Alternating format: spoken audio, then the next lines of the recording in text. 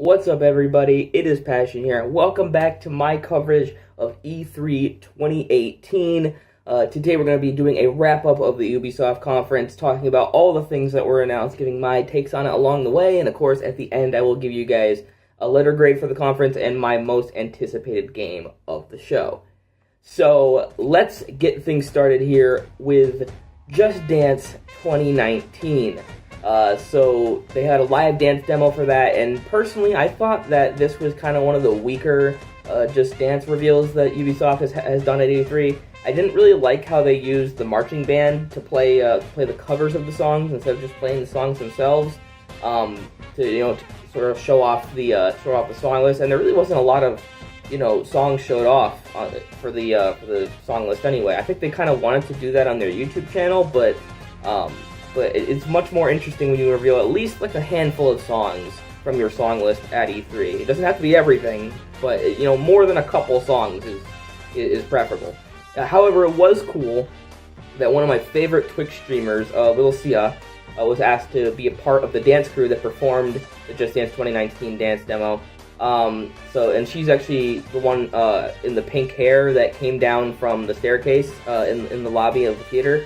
It was kind of hard to recognize her at first. The only reason I noticed her was I saw a picture of her on Twitter without all of her makeup on, and then finally realized it was her. But yeah, the one in the pink hair that you see coming down the steps in the lobby, that's Lil Sia. She's a great Twitch streamer. I highly recommend go checking her channel out. She does a lot of cool Just Dance content. And she's the one that kind of got me into Just Dance, so definitely go check her out. And I am happy that Havana by Camila Cabello, I don't know if I'm saying her name right, but that's one of the new songs that's going to be on the soundtrack for Just Dance 2019, and that's one of the ones I was really hoping for would be in the game. So I'm glad that one is officially in the game. Now, I am still interested in picking this one up, now that, Just Dance 2018 has kind of made me into a Just Dance fan. But I really want to wait until it's on sale. I don't think this is a full-price game for me. I don't think Just Dance is ever going to be a full-price game for me. So, I'd rather just wait until it's on sale to go pick it up. So, next we got a cinematic trailer for Beyond Good and Evil 2. Now, honestly, this new trailer was pretty hype. I don't think I really appreciated it as much as I should have watching it live. But when I rewatched it later, it really did start to grow on me. And in addition to adding some brand new characters that we've never seen before, including some kind of shaman woman and this like creepy machine thing with like a skull for a face that was doing some kind of flirting in a robotic French accent, which is kind of weird. It also revealed that Paige would be returning as a character from the first game, and he would be your ship's resident cook, which is kind of interesting. And so, lots of returning characters and new characters coming on board for this new game. So last year in the Ubisoft E3 wrap-up, I said that this game was going to be taking place many years before the events of the first game. So far, back in the past, in fact, that Jade hadn't even been born yet. That's what I was led to believe. However, either I was wrong about that, or somewhere along the line, development plans changed, because at the very end of the trailer, Jade was revealed to be returning to the game. It may still, they're still saying it's a prequel, so it's still taking place before the first game, but it's not that far back as far as I can see now. And seemingly she's going to be an enemy of the crew this time around, so that's interesting. I mean, the crew recognizes her, the crew knows it's her, but she appears to be like some kind of enemy now. So, let's see what that's about. So then we got some more announcements for Beyond Good and Evil 2. Some pre-alpha gameplay was shown off in the main city of the game, which is called Ganesha. I hope I'm saying that right. And the game will be playable solo or with a friend in co-op. And there was also this really surprising announcement that Beyond Good and Evil 2 was actually doing a collaboration with the actor Joseph Gordon-Levitt's crowdfunded media collaboration platform, Hit Record. And Joseph Gordon-Levitt himself actually came out on stage to talk about it, which is kind of cool. So this collaboration will see Beyond Good and Evil fan artists, writers, musicians, voice actors, creative types of all kinds and skill levels having the opportunity to use the Hit Record platform to collaborate on artwork, music, radio content, and more. And as a result of these collaborations, that some of the results of these collaborations will actually be put into the game when it launches. So all the fans will get their content in the game officially, which is really, really cool. And they announced later that if your project is chosen to be included in the game, not only will it actually go into the game, but the people who worked on that project, everybody who you got together to collaborate with you on that, including you, will receive a cool $50,000 reward that is divided among everyone in your group, so everybody splits the $50,000 evenly. So that's really, really interesting. And if you want to learn more about the collaboration, you can visit hitrecord.org/BGEgame, and some of the results of this collaboration will be revealed this fall at the first ever BGE Fest in Montpellier coming this fall. So that was Beyond Good and Evil 2 announcements. Let's go into some announcements for Rainbow Six Siege. So the community director for Rainbow Six Siege took the stage to announce that the game has a player base of 35 million players. And I do think that, Rainbow Six Siege is a really interesting kind of story, because when the game first came out, it was kind of popular, a little bit popular, but then it seemed to kind of just die off within the first few weeks.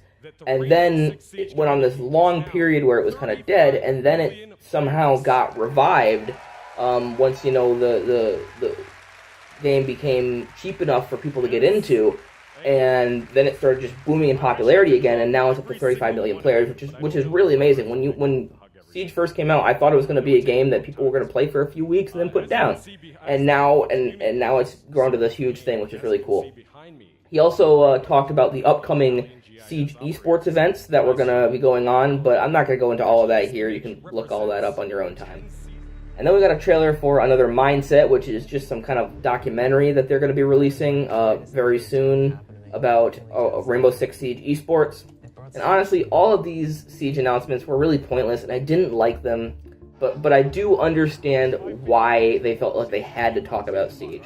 I mean, everyone thought that game was dead, and then Ubisoft made it affordable to get into, and the player base skyrocketed, and for a while there, it was the most popular game in the world. It was even beating out League in terms of, Twitch viewers, before the juggernaut that was PUBG totally dethroned it.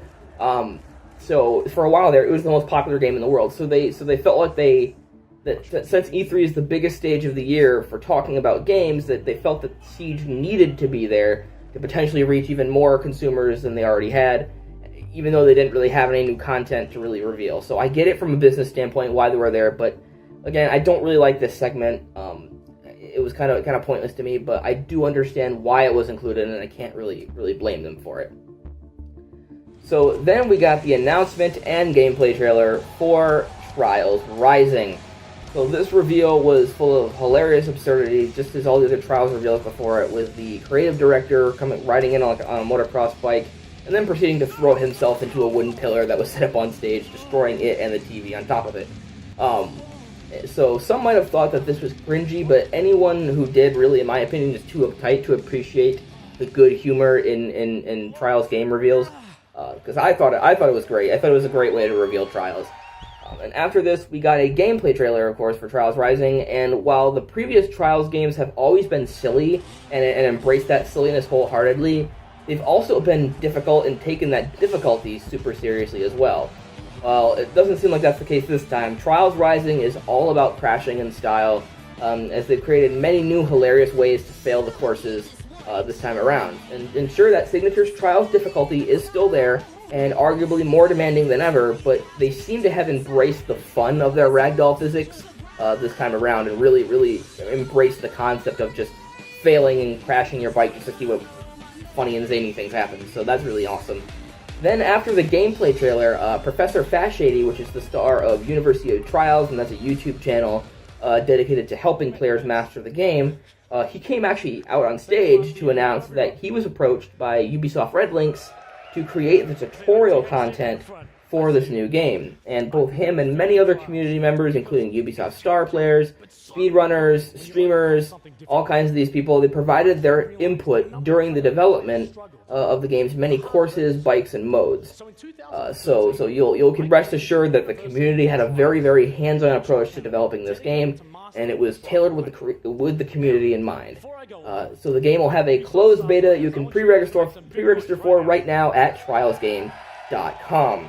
The game was given a solid February 2019 release window and was also revealed to be coming to the Nintendo Switch for the first time ever, which is awesome. When I first, saw the Nintendo Switch, I was kind of shocked that Ubisoft didn't launch it with Trials. But now, of course, this new Trials game is coming to the Switch, so get excited for that if you are a Switch owner. Finally, of course, we got some gameplay montage that included a glorious crashing montage. And I honestly, when it comes to this game, I might actually pick it up when it goes on sale. I'm not going to pick it up full price retail, but when it goes on sale, I'll pick it up for my Switch. It seems like a fun game to own. Next, we went into the cinematic trailer and some more announcements for The Division 2. So if you watched my wrap-up of the Xbox conference, you will know that I didn't really care for the gameplay of The Division 2, but I gotta say, I really like this trailer. Like, a lot. I loved how we followed this little girl and her note kind of all the way through the trailer, showing the desperate situation people were in, making me really want to save this community in the game from all this, torture and oppression and stuff, and it really ignited kind of like the heroic kind of spark in me. And when the Division actually finds the note that the little girl wrote and they read it, and all it says is the word help on it, that just got me really right in the feels and really made me want to pick up this game. So I really don't know at this point. Like, I'm super conflicted on how I feel about this game, so I guess we're just going to have to wait and see how it turns out. Like I said, the gameplay demo that they showed at the Xbox show really didn't impress me, but this cinematic story trailer really did. So I don't know what to think about this game. We're just going to have to see what comes of it. So once you finish the campaign, you will then get to choose a specialization for the endgame content, and the specialization you pick will determine your starting weapons. And specializations will also come with their own unique abilities as well. And the player-requested feature of raids was also announced to be coming to The Division 2, which will allow for 8-player co-op experiences. And the Year 1 roadmap for The Division 2 was laid out as well. There will be a big title update, followed by an event, and then a DLC, which they are calling episodes. And this pattern will continue throughout the 3 episodes, with another update and event following episode 3, rounding out the first year of content. And also, all of this content will be 100% free. So, when you hear all post-launch content is 100% free, just be warned, because I know a lot of you guys weren't warned when Battlefront 2 did this. Be warned, that means, yes, microtransactions are coming. Just so you know, that's what that means. A lot of people were caught off guard. I wasn't. I knew from the start that Battlefront 2 was going to have microtransactions when they said all the content was free. I knew that going in.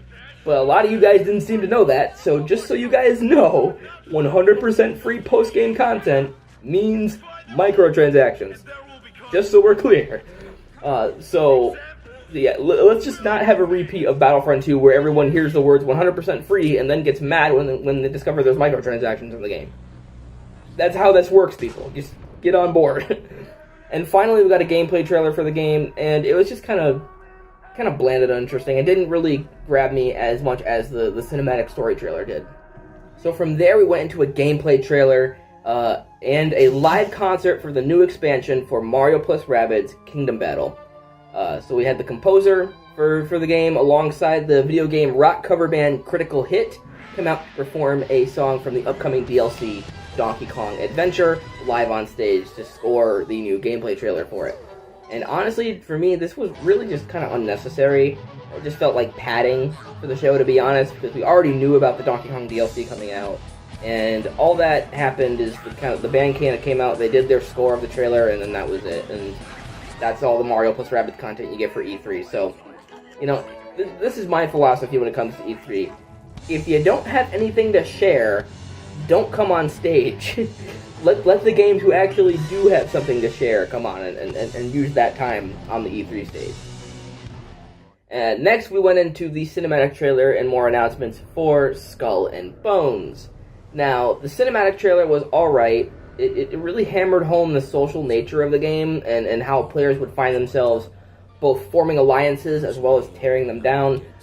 And it didn't have the big wow factor that the original reveal trailer did last year, but at least it was still enjoyable from a cinematic standpoint. It was revealed that the game will primarily take place in the Indian Ocean, home to some of the most busiest trade routes and the most expensive loot. And it said that roughly about $10 billion in today's money traveled across the Indian Ocean during the height of piracy, and that's the loot you'll be attempting to steal. So a lot of bank for the pirates looking to make some booty. So players will actually get intel from a fortune teller in 3 different categories: Cataclysm, Weather, and Combat. And the example that the presenter gave was that the fortune teller could tell you that, the game that you'll have favorable winds today, which means that there'll be more traders coming out and having loot for you to steal, but there will also be more players attempting to steal that loot for themselves. So each kind of prediction comes with its own benefits and risks. So that's really interesting.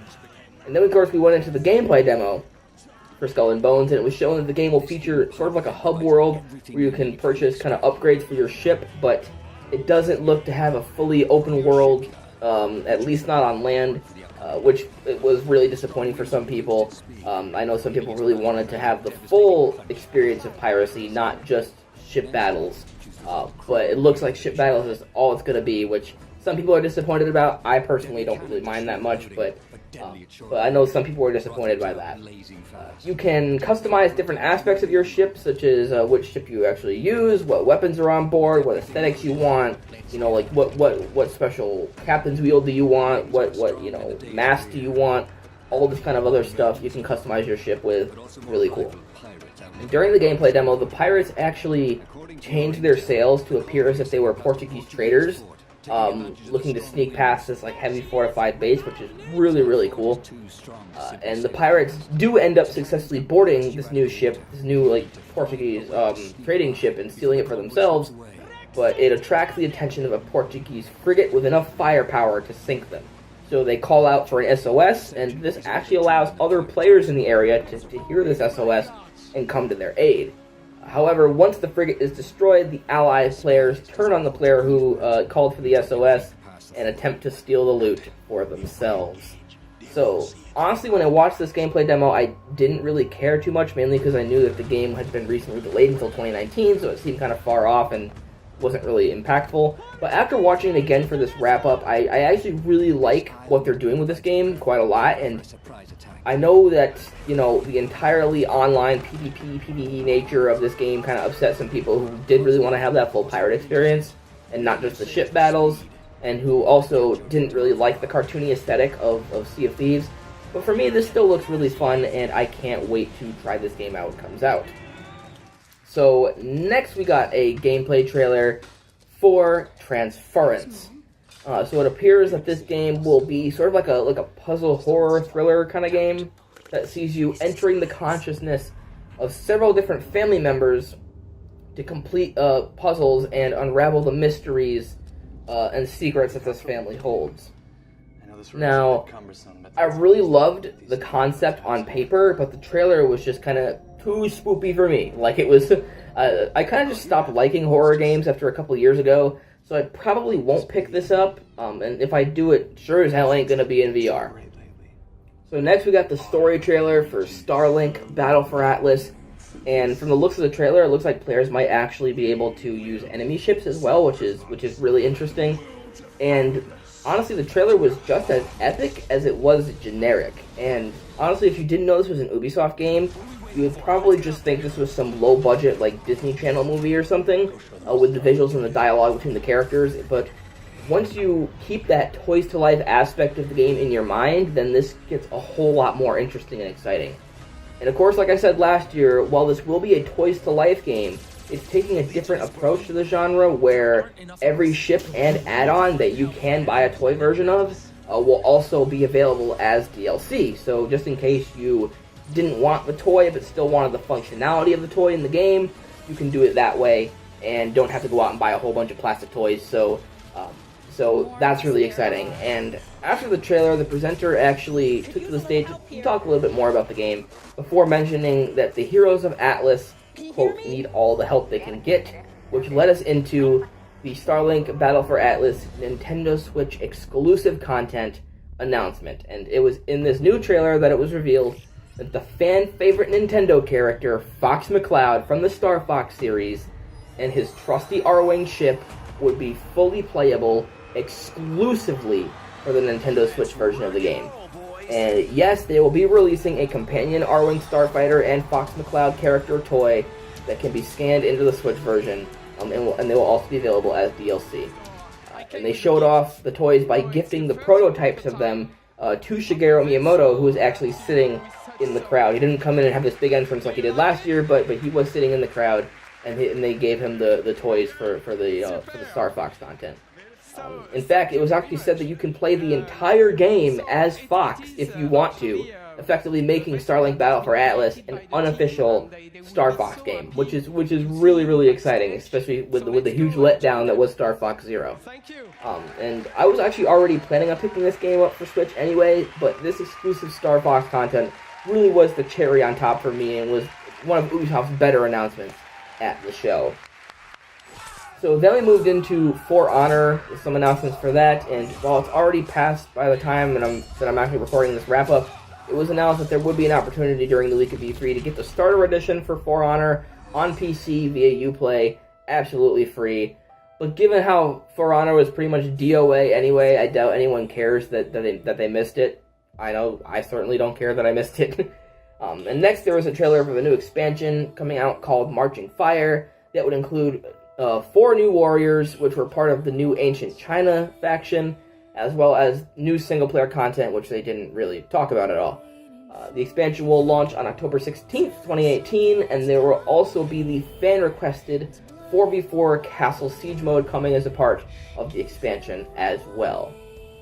Next, we moved into some announcements for The Crew 2, and it was announced that the open beta for The Crew 2 would be starting on June 21st, which was the day that I was writing the script, so you guys actually only have a few days now to go on and hop on and try out The Crew 2. I know I'm going to try to do it probably later today or sometime this week, so make sure you hop on, get on The Crew 2, check out the open beta. And, of course, we got a new in-engine trailer, which didn't really reveal anything we didn't already know about, so it was kind of pointless. But moving on to the last game. This is actually the last game that I talked about at E3, and that was Assassin's Creed Odyssey. We got the cinematic trailer for it, so obviously this wasn't a big reveal since Ubisoft kind of blew their load early with this game and announced it a few days before their show. I don't know if that was because they wanted to announce it before their show or if that was part of the big leak that happened. I don't know, but nevertheless, you know, they announced it before E3, so it wasn't really a big surprise. And the game takes place in ancient Greece, which kind of complicates things. Last year's Assassin's Creed Origins was supposed to be the earliest the series had ever gone and showed the creation of the Assassin's Brotherhood, which it did, but ancient Greece is even farther back in time than that, and yes, some aspects of the Assassins predate the formation of the Brotherhood, which is the iconic Hidden Blade, and this game might explain like where the Hidden Blade kind of came from, but I think an easier explanation is that they just slapped the Assassin's Creed branding on it because it has some vaguely Assassin's gameplay mechanics. Personally, I would have been much more excited for this game had it actually been a new IP and not just had the Assassin's Creed branding slapped on it just for, you know, in service of the brand. So I wasn't as excited for it as it could have been if it was a new IP. So the game will see you playing as the grandchild of Leonidas, which if you ever watched the movie 300, you'll know is the leader of the Spartan army. And you will end up inheriting his legendary blade. It's actually the blade that he had on his spear. His spear kind of, the blade broke off, but you get to keep the blade part of his spear. And you will get to choose in the game between the male protagonist, Alexios, and the female protagonist, Cassandra, and play the whole game as that character. Now, just like last year, the game does look gorgeous, and it came at kind of the right time too, because last semester in college, I took a mythology course, and we had to read Homer's Odyssey for the first time, and I really liked that story. Like, I was really into that. However, for this game to end up being worth my money, I'm going to need it to be like that poem. Take me to all those varied locations like we see in the book, but with the Assassin's Creed kind of twist on them.